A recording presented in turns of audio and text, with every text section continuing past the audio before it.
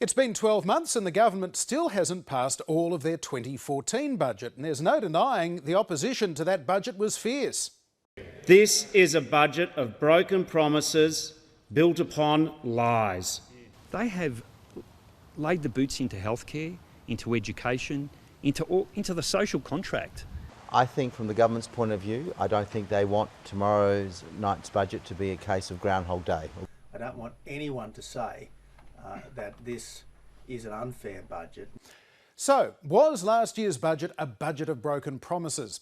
After promising not to increase taxes, the government introduced 3 measures that Treasurer Joe Hockey agreed on budget night were tax increases. The GP co-payment was ultimately blocked in the Senate and has since been abandoned by the government, but a temporary budget repair levy has passed both houses and fuel indexation was reintroduced, so that promise is broken. Delaying increases in employer superannuation payments until 2021 broke the promise there would be no unexpected adverse changes to super.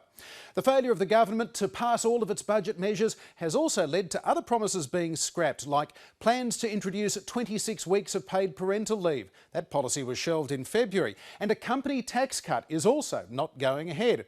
A number of promises have been stalled. Still, there are lots of promises that received funding in the last budget that are in progress.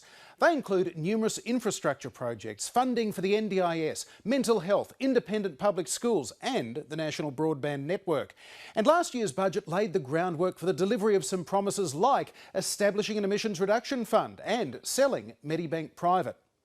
Right now, of 78 promises, 14 are broken, 7 are stalled, 41 are in progress and 16 are delivered, including some signature election commitments like the axing of the mining and carbon taxes and stopping the boats.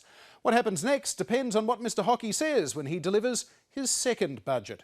Want more information on the government's promises? Head to our website and take some time to explore the Promise Tracker. We'll be updating it once the shape of the budget is revealed.